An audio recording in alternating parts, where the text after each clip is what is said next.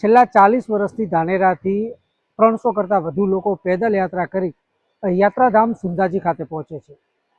2 દિવસ સુધી પેદલ યાત્રા કરી ત્રીજા દિવસે માતાજીના ચરણમાં શીશ ઝુકાવી આશીર્વાદ મેળવે છે.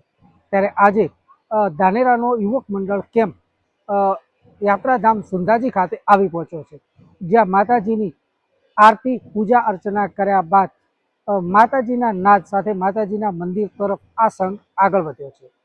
અત્યારે આ સંઘ મંદિરે પહોંચી માતાજીને ધજા ચડાવી ખૂબ જ ઉત્સાહભેર માતાજીનો જય જયકાર કરી રહ્યા છે.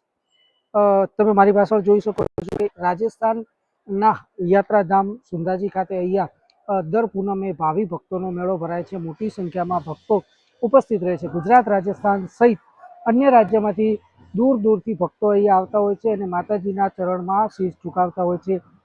ત્યારે ધાનેરાનો કેમ્પ પણ આજે માતાજીના ચરણે પહોંચ્યો છે અને વાજતે ગાજતે માતાજીને ધજા ચડાવે છે. Suresh culture, DNR news, Sundhamata.